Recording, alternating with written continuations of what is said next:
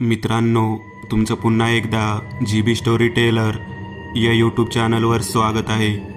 आजच्या आपल्या गोष्टीचं नाव आहे बबीचा आड. लेखक संतोष देशपांडे. पण गोष्ट सुरू करण्याआधी जर कोणी या चॅनलवर पहिल्यांदाच आलेले असाल तर त्यांनी या चॅनलला सबस्क्राईब करायला विसरू नका. चला तर मग अजिबात वेळ न घालवता गोष्टीला सुरुवात करूया.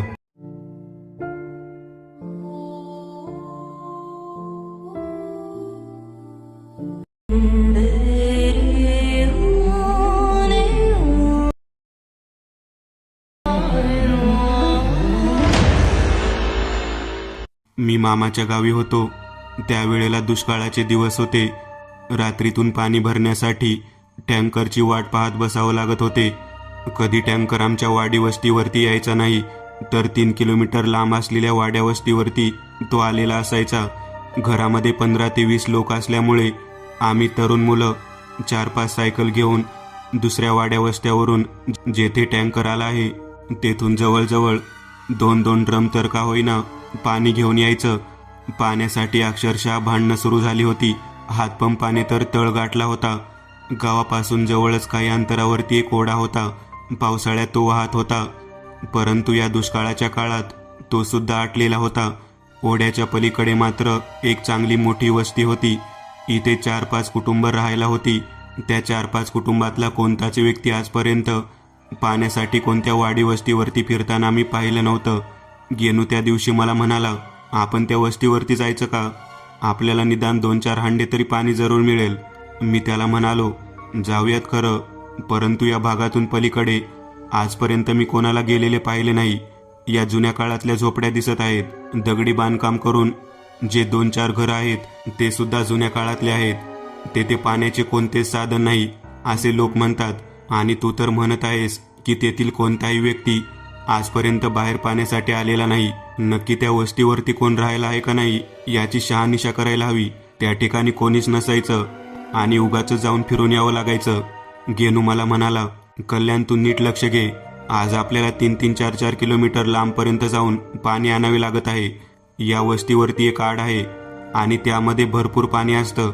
लोक का बरं त्या आडाचं पाणी पित नाहीत याची काहीच माहिती नाही. मला वाटतं आपण जाऊन त्याच्या आजूबाजूचा परिसर साफ करावा आणि पाणी घेऊन यावं.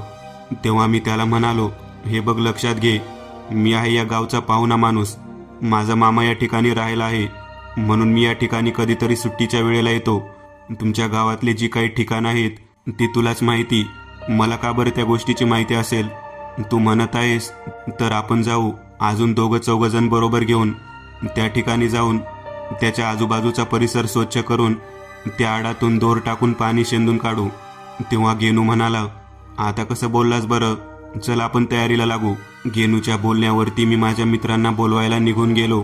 सत्य आणि राजा या दोघांना सोबत घेतलं आणि त्यांना म्हणालो, आज पाण्यासाठी रात्रभर जागायची गरज नाही. आपण एका ठिकाणी जाऊन साफसफाई करून येऊ आणि तिथलं पाणी घेऊन येऊ. सत्या म्हणाला, तू कुठं जायचं म्हणत आहेस? अरे आजूबाजूला 5-5-10 किलोमीटरपर्यंत कुठेच पाण्याची विहीर नाही, कुठेच नदी नाही, कुठे हातपंपाला पाणी नाही आणि जवळच पाणी आहे म्हणून सांगतोस. तेव्हा राजा पण मला म्हणाला, अरे कल्याण, तुझ्या लक्षात येत नाही का, या गावाच्या आजूबाजूला कुठेच पाण्याची सोय नाही, म्हणून तर ते टँकर चालू केला आहे. तेव्हा गेनू त्या दोघांकडे पाहत म्हणाला, अरे वेड्यांनो, त्या ओढ्याच्या पलीकडे एक वस्ती आहे ना, त्या ठिकाणी 6-7 जुनी घरं आहेत. तेथे एक आड आहे. त्याच्या आजूबाजूने भरपूर गचपण वाढल्यामुळे त्या ठिकाणी जाता येत नाही. त्यामुळे लोकांना माहीत नाही की त्या ठिकाणी आड आहे आणि त्यात पाणी आहे. मला माहीत आहे, मी माझ्या एकदा दिवसात शेळ्या चरायला गेलो होतो. तेव्हाच मला शेळ्यांनी जेव्हा गचपणाच्या दिशेने जाऊन गवत खायला सुरुवात केली त्यावेळेला तेथे जुन्या काळातलं आड दिसलं होतं. मी फार गचपण आहे म्हणून तेथे गेलो नाही. परत आलो त्यावेळेला पाण्याचा एवढा प्रश्न झाला नव्हता. आता भरपूर झाला आहे. त्यामुळे मला वाटतं एकदा जाऊन ती जागा स्वच्छ करून आपल्या 4 कुटुंबाकरता पाणी घेऊन यावं.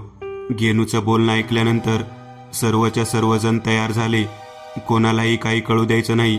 आपापल्या मनानं शांततेने तिन्ही संध्याकाळ झाल्यानंतर सायकली घेऊन वाड्यातून पलीकडे जाऊ. मोठा दोर घेऊन आतमधून पाणी शेंदून काढू. आणि रात्रीतून पाणी भरून घेऊ. तसंही आज टँकर येण्याचा दिवस नाही. 1 दिवसाचा टँकर येत आहे, ते सुद्धा पाणी पुरत नाही. सर्वजणांच्या मनामध्ये आपण काहीतरी मोठ्या गोष्टीचा शोध घेऊन घरच्या लोकांना आनंद देणार आहोत आणि ज्या गोष्टीचा दुष्काळ आहे ते पाणी घेऊन येणार आहोत. मोठा दोर घेऊन आतमधून पाणी शेंदून काढू आणि रात्रीतून पाणी भरून घेऊन.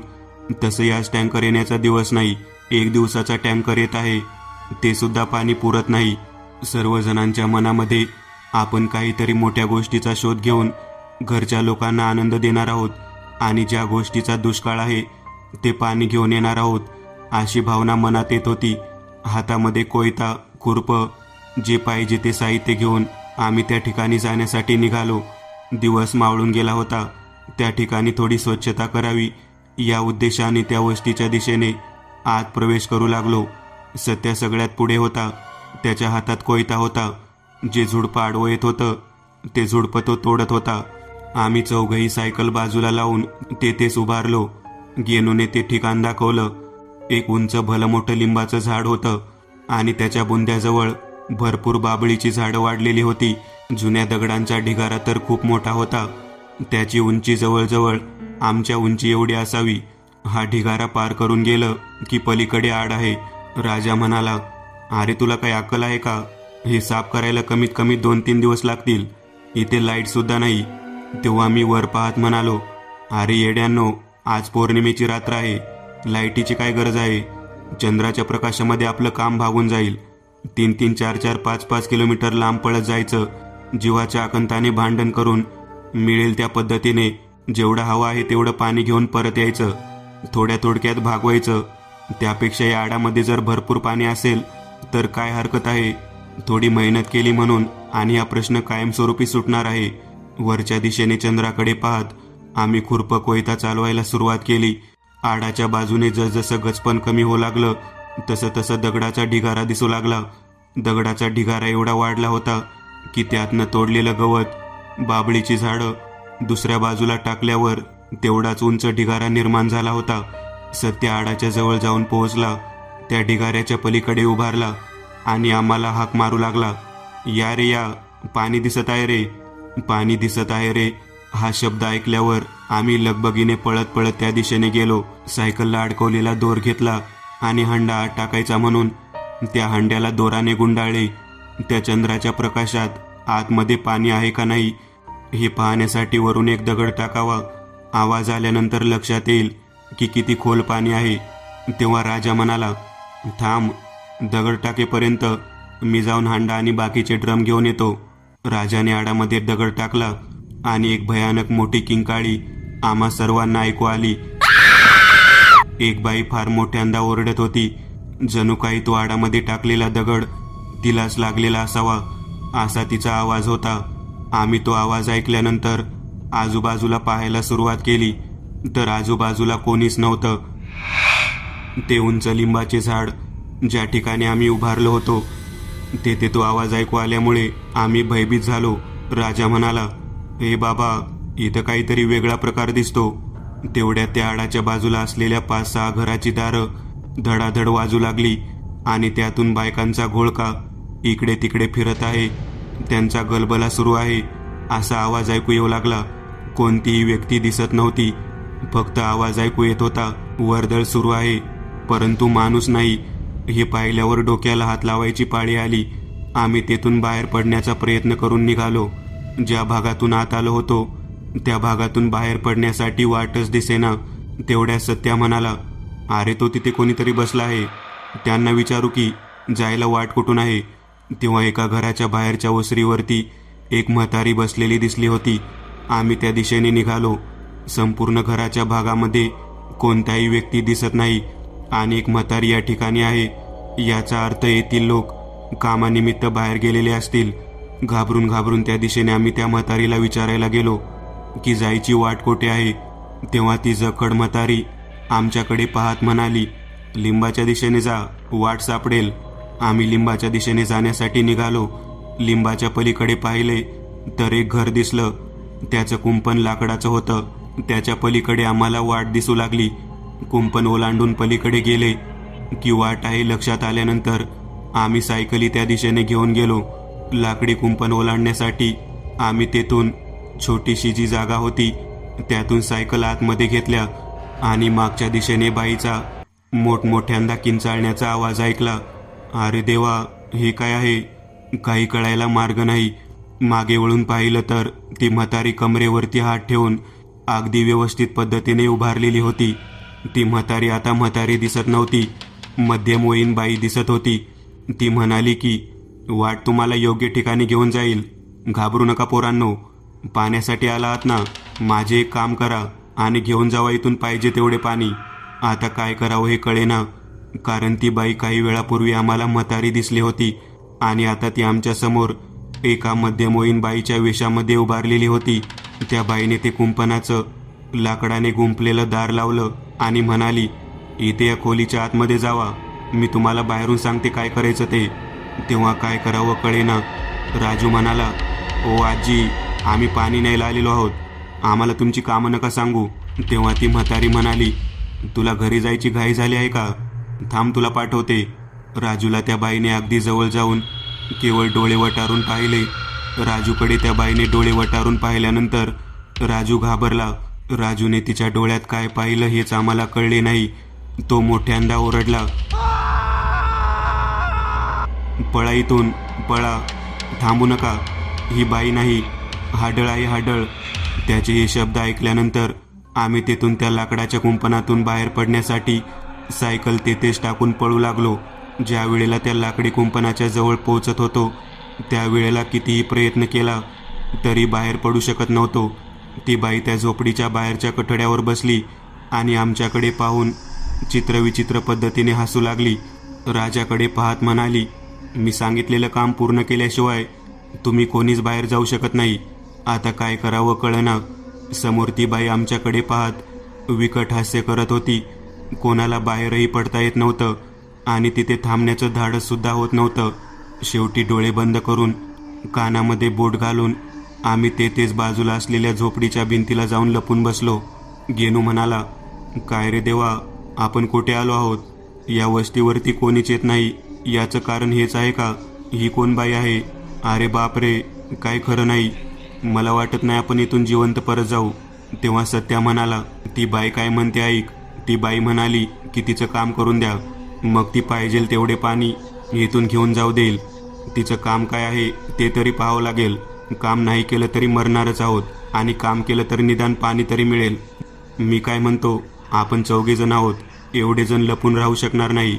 या झोपडीच्या कडनं जेवढं लाकडाचं कुंपण आहे ती सगळी जागा त्या बाईची आहे. ती बाई आपल्याला सोडणार नाही, पण तिला शरण गेलेलं बरं. जे ते शरण आहे ते मरण नाही. तिचं काय काम आहे ते तर करू. आम्ही बाकीचे लोक त्याच्याकडे पाहत होतो. त्याला म्हणालो, तू काय बोलतो तुला कळतं का? एक हाडळ समोर बसली आहे, ती आपल्याला जीवानीशी मारण्यासाठी या चौकोनामध्ये अडकवून ठेवते आहे आणि तू बोलत आहे की तिचं काम आहे. तो म्हणाला, मग काय करणार आहात? तिचं जर काम नाही केलं तर असंही मरून जाऊ. त्यापेक्षा काम काय आहे ते तरी बघू, नाहीतर मरण दोन्हीकडे आहेच. जर काम झालं तर आपलं भलं तर होईल. मी बोलतो, मी विचारतो त्या बाईला, हाडळ असली म्हणून काय झालं? तिला जर आपल्याला जीवांशी मारायचं असेल तर ती कसं बी मारू शकते, परंतु तिचं काहीतरी काम आहे म्हणूनच तिने आपल्याला जिवंत ठेवलं आहे. राजाच्या बोलण्यामधलं धाडस ऐकून आम्ही थोडा धीर दाखवत समोरच्या बाजूला जायचं ठरवलं. तेवढ्यात वरच्या बाजूने काहीतरी लोंबकाळत आहे असं दिसलं. नीट वर पाहिलं तर ती बाई छतावर बसलेली होती आणि तिचे पाय खाली लोंबकाळत होते. अरे देवा, ही तर सरळ सरळ आपलं स्वतःचं रूप दाखवत आहे. राजा थरथर कापत तिला म्हणाला, काय काम आहे सांगा आजी. राजा जेव्हा तसं म्हणाला तेव्हा वर नीट पाहिलं तर ती मध्यम वयाची बाई नव्हती, तर एक तरुण नवीन लग्न झालेली मुलगी होती. अरे बापरे, काही वेळानंतर या बाईचं रूप बदलत आहे. कधी म्हातारी दिसते, कधी मध्यम वयाची दिसते, तर आता तर ती नववधू दिसत आहे. आम्ही एकमेकाला हाताला धरून तिच्याकडे पाहत उभारलेलो होतो. आता नेमकं काय घडणार, आपल्याला काय करावे लागणार याची आम्ही वाट पाहत होतो. ती बाई वरून खाली अलगद उतरली. तिचं तारुण्य पाहून आम्ही सर्वजण हादरलो. ती अतिशय सुंदर स्त्री होती. तिचे संपूर्ण शरीर पांढरे शुभ्र रंगाचे होते. इतकी गोरीपान बाई आम्ही कधी पाहिली नव्हती. राजा थरथर कापत त्या बाईला म्हणाला, काय काम करायचे आहे सांगा. तेव्हा ती बाई म्हणाली, आतमध्ये जायचं आहे. घराच्या आत तिथे एक पाळणा आहे. त्या पाळण्याच्या आतमधल्या बाळाला मी दिलेल्या मातीच्या मडक्यातील दूध पाजायचं आहे. आम्ही तिच्या चेहऱ्याकडे पाहत होतो तेव्हा तिच्या डोळ्यातून अश्रू वाहत होते. तेव्हा राजा म्हणाला, बस एवढं काम, आणि यासाठी आम्हाला या ठिकाणी अडकवून ठेवलं आहेस? आम्ही जातो ना आतमध्ये आणि पाजून येतो दूध त्या बाळाला. तेव्हा सत्या म्हणाला, होय होय, जास्त काही अवघड काम नाही. आम्ही जाऊन येतो दूध पाजून, मग आम्हाला इथून जाऊ दे. तेव्हा ती म्हणाली, त्या बाळाला जर दूध पाजलं तर तुम्हाला मोकळ्या हाताने पाठवणार नाही. जेवढी पाण्याची भांडी आणलेली आहेत ती सगळी मी स्वतः भरून देईन. हा शब्द ऐकल्यानंतर आम्ही आनंदी झालो. मी त्यावेळेला विचार केला, ही बाई हाडळ आहे. आतमध्ये असणारे बाळ तिचं बाळ आहे. मग ती स्वतःच्या घराच्या आत का जाऊ शकत नाही? स्वतःचं दूध का पाजू शकत नाही? ती एवढ्या भागामध्ये सगळीकडे फिरते, मग त्या ठिकाणी का जाऊ शकत नाही? माझ्या मनात विचार यायला आणि त्या बाईने माझ्याकडे पाहायला सुरुवात झाली. ती माझ्याकडे पाहत म्हणाली, तू इकडे ये. मी घाबरलो. ती मला का बोलवत असावी? ती मला म्हणाली, तुला आतमध्ये जाऊन दूध पाजून येण्याची गोष्ट मी स्वतः का करत नाही असे वाटते ना? तेव्हा मी म्हणालो, होय, तू एका म्हातारीच्या रूपात दिसतेस. तू एका मध्यम बाईच्या रूपात दिसतेस आणि आता तर नववधूच्या रूपात दिसतेस. मग तू एवढे रूप बदलू शकतेस, इकडे तिकडे फिरू शकतेस, मग या घराच्या आत का जाऊ शकत नाहीस? ते तुझे बाळ आहे तर त्याला तू स्वतःच्या हाताने दूध का पाजू शकत नाहीस? तेव्हा ती म्हणाली, तुम्ही जाऊन अगोदर दूध पाजून या, मग मी सांगेन. आम्ही त्या दरवाजाला आतल्या बाजूला ढकलायचा प्रयत्न केला. बरीच ताकद लावल्यानंतर तो दरवाजा कसा बसा उघडला. आत प्रवेश केल्यानंतर सर्वत्र अंधारच दिसत होता. एका कोपऱ्यात पाण्याचा रांजण होता. आम्ही खिडकीतून येणाऱ्या चंद्राच्या प्रकाशाच्या आधारावरती त्या पाळण्यापर्यंत पोहोचलो. पाळण्यामध्ये असलेलं बाळ रडत होतं. त्याचा रडलेला आवाज येत होता. आम्ही त्या बाईने दिलेले मडक्यातील दूध त्याला पाळण्यातून बाहेर काढून पाजायला सुरुवात केली. दुधाचा पहिला घोट पाजणार तेवढ्या त्या रांजणाच्या दिशेतून एक म्हातारी बाई जोरात ओरडत खेकसत आमच्या दिशेने आली. ती इतकी वेगात आली आणि आमच्या जवळ येऊन उभारली. माझ्या नातवाला त्यासाठीचं दूध पाजू नकोस. ती आत येऊ नये म्हणून मी सर्व सोय केली होती आणि तुम्ही आत आला आहात. आता तुम्ही बाहेर जातात कसे ती मी पाहते. आता मात्र आम्हाला काय करावे कळेना. आता ही बाई कोण आणि हे आपल्याला का थांबवत आहे या बाबतीत आम्ही विचार करू लागलो. आमची संपूर्णतः घाबरगुंडी उडालेली होती. ती बाई आम्हाला म्हणाली, ती सटवी जिने स्वतःच्या नवऱ्याचा जीव घेतला, तिच्या हातचं पाणी सुद्धा माझ्या नातवाला मी पाजणार नाही. त्या बाईचा आवाज आणि ओरडणं पाहून आम्ही भयभीत होऊन बाहेरच्या दिशेने जाण्यासाठी निघालो. तेव्हा त्या बाईने ते मडकं पायाने जोरात लातडलं आणि आमच्या दिशेने ते मडकं आलं. खोलीच्या बाहेर पडण्यासाठी आम्ही धडपडू लागलो. तेवढ्या दरवाजाच्या समोर ती म्हातारी उभारलेली होती. ती म्हातारी म्हणाली, या खोलीच्या बाहेर तुम्ही जाऊ शकणार नाही. जोपर्यंत माझं काम पूर्ण करत नाही तोपर्यंत कोणाची सुटका नाही. आम्ही त्या बाईपुढे हात जोडून उभारलो. आम्ही म्हणालो, अहो आजी, आम्ही पिण्याच्या पाण्याच्या शोधात इथपर्यंत आलो आहोत आणि येथे आल्यानंतर पहिल्यांदा तुमची सून भेटली. त्यानंतर आता तुम्ही भेटला. तुमच्या सूनबाईचे कामच करण्यासाठी आत आलो. आता तुमचं अजून कोणतं काम आहे? तेव्हा ती म्हातारी मोठ्याने हसत आमच्याकडे पाहत म्हणाली, माझं काम अगदी सोपं आहे. हा जो रांजण आहे ना तो त्या जागेवरून हलवा. आम्हाला कळेना ही म्हातारी असे का काम सांगत आहे. तेव्हा आम्ही म्हणालो, त्यात काय एवढं, दोघेजण मिळून आम्ही अगदी अलगद पद्धतीने हलवू शकतो. त्या बाईने पुन्हा एकदा हसायला सुरुवात केली. ती म्हणाली, तेवढी सोपी गोष्ट वाटली काय? मग आम्ही त्या दिशेने निघालो. रांजणाजवळ पोहोचलो.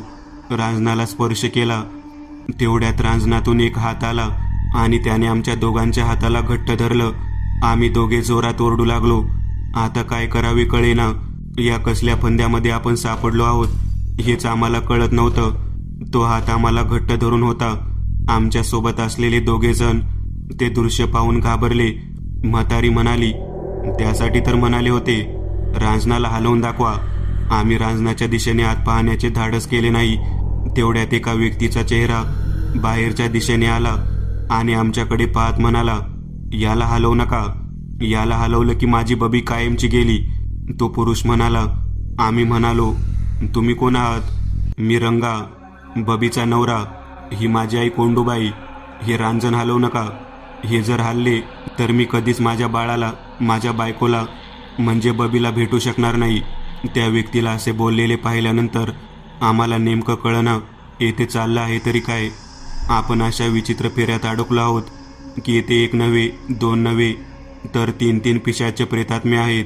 आम्ही हात जोडून त्याला म्हणालो, हे बाबा बघ, आम्ही पाण्यासाठी इथपर्यंत भटकत आलो. पहिल्यांदा तुझी बायको भेटली, तिने एका मडक्यात दूध दिलं आणि आतमध्ये पाजायला सांगितलं. ते दूध पाजत असताना तुझी आई आली. तिने ते दूध त्या लहान बाळाला पाजू दिले नाही. हा रांजण हलवायला सांगितला. हा रांजण हलवायला इथे आलो तर तू रांजण हलवू नको म्हणून सांगत आहे. आम्ही काय करावे? आम्हाला इथून पाणी घेऊन बाहेर जायचं आहे. तो व्यक्ती म्हणाला, हा रांजण हलवला तर तुम्ही तर बाहेर जाणार नाही, उलट मला सुद्धा इथून माझ्या लेकराला आणि माझ्या बायकोला भेटता येणार नाही. तेव्हा आम्ही त्याला विचारलं, काय कारण आहे या मागचं? कारण तरी काय, आम्हाला कळेल का? तेव्हा तो म्हणाला, केवळ एका गैरसमजात न घडलेलं कृत्य आहे. त्या एका कृत्यामुळे कित्येक लोकांचे जीव या वाडी वस्तीवरती गेले. तेव्हापासून ही वस्ती अशीच निर्मनुष्य आहे. मी, माझी बायको बबी, माझी आई, माझं लेकरू एकमेकांच्या बंधनात अडकून पडलो आहोत. आम्हाला सोडवण्यासाठी कोणी येण्याचा प्रयत्न केला तर आई त्यांना सोडत नाही. अगोदर बबी त्या लोकांना कसं तरी करून लेकराला दूध पाजायचं म्हणून दूध देते, परंतु आई पाजू देत नाही. आई बबीला कैदाशीन समजते. तिला वाटतं माझा जीव तिनंच घेतला, परंतु माझा जीव विषप्रयोगातून झाला नाही. माझ्या बायकोने स्वयंपाक केला होता, त्यात पाल पडल्यामुळे माझी आई आणि मी दोघेजण जीवानिशी गेलो. आमच्या भावकीतल्या लोकांना माझी बायको चुकीची आहे समजून त्यांनी तिला शिक्षा द्यायचं ठरवलं. तिला लाकडाने पोळवायला सुरुवात केली. जीवाच्या भीतीने आपलं लेकरू जागेवरतीच पाळण्यास सोडून ती पळत सुटली. ती थेट आडामध्ये पडली आणि आडाच्या आतमध्येच तिचा जीव गेला. मी विषप्रयोग झाल्यामुळे पाण्यासाठी धडपडत रांजणाजवळ पोहोचलो. पाणी पिण्यासाठी रांजणात वाकलो, तोपर्यंत माझा जीव गेला. गाव वस्तीवरील माणसं बाईचा जीव गेला म्हणून आपण दोषी आहोत समजून येथून पळून निघून गेले. तेव्हा राजा म्हणाला, हा रांजण हलवल्यावर काय होईल? तेव्हा तो म्हणाला, माझी आई बाहेर निघून जाईल आणि मला बाहेर येऊ देणार नाही. या रांजणाखाली काय आहे? तेव्हा तो म्हणाला, खाली माझ्या आईला गाडलं आहे. माझ्या आईचा मृत्यू झाल्यानंतर आमच्या भावकीतल्या लोकांनी 2 दिवसांनी पुन्हा एकदा येथे प्रवेश केला. मी माझा जीव रांजणात सोडल्यामुळे मी त्यातच आत्मा होऊन अडकून पडलो. माझी आई माझ्याजवळ रडत तिने जीव सोडल्यामुळे ती तिथेच अडकून पडली. माझी बायको आडाच्या आतमध्ये अडकून पडली.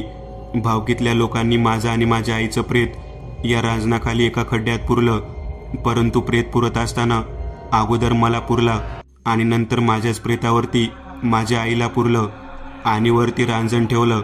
जर रांजण हलवलं तर माझी आई मोकळी होईल आणि माझ्या बायकोला आडामध्ये जेथे मी भेटायला जातो तेथे मला जाऊ देणार नाही. माझा आत्मा आडामध्ये आहे. हे देवा, हे काय ऐकत आहोत आपण? मी डोक्याला हात लावला. त्या व्यक्तीची कथा ऐकल्यानंतर काय करावं कळेना, धड तेथून बाहेर सुद्धा पडता येईना. तेव्हा तो म्हणाला, मी एक उपाय सांगतो. तुम्हाला इथून बाहेर पडायचे असेल तर ते पाळण्यातलं बाळ घ्या आणि या दरवाजातून बाहेर जावा. आम्ही म्हणालो, अरे बापरे, ते बाळ एवढे दिवस जिवंत राहिलं असेल का? तेव्हा तो म्हणाला, नाही, ते सुद्धा बाळ त्या ठिकाणी आईच्या दुधाच्या आशेने तसेच गेले. त्याला त्याची आई हवी आहे. माझी आई त्याला भेटू देत नाही. तुम्ही जर त्याला बाहेर घेऊन गेला तर बबी ते बाळ आपल्याजवळ ठेवेल आणि तुम्हाला इथून जाऊ देईल. मी काय येथे असाच राहील, माझी आईसुद्धा येथेच असेच राहील, परंतु माझ्या बाळाला त्याची आई मिळेल, तिचं दूध प्यायला मिळेल. आमच्या डोळ्यातून अश्रू वाहू लागले. एका भयानक घडलेल्या घटनेतून संपूर्ण कुटुंब उद्ध्वस्त झालेलं आहे आणि पाण्याच्या निमित्ताने का होईना आपल्याला या ठिकाणी यायला मिळालेले आहे. आम्ही 4 जण विचार करत त्याला म्हणालो, तुझी आई आम्हाला बाहेर सोडणार नाही. तेव्हा तो म्हणाला, या बाळाला हातात घेतल्यानंतर ती कोणाला काहीच करणार नाही. ते लहान बाळ तिचा जीव की प्राण आहे. ती म्हातारी आमच्याकडे पाहत होती. आम्ही त्याचे बोलणे ऐकून त्या बाळाच्या दिशेने जायला सुरुवात केली.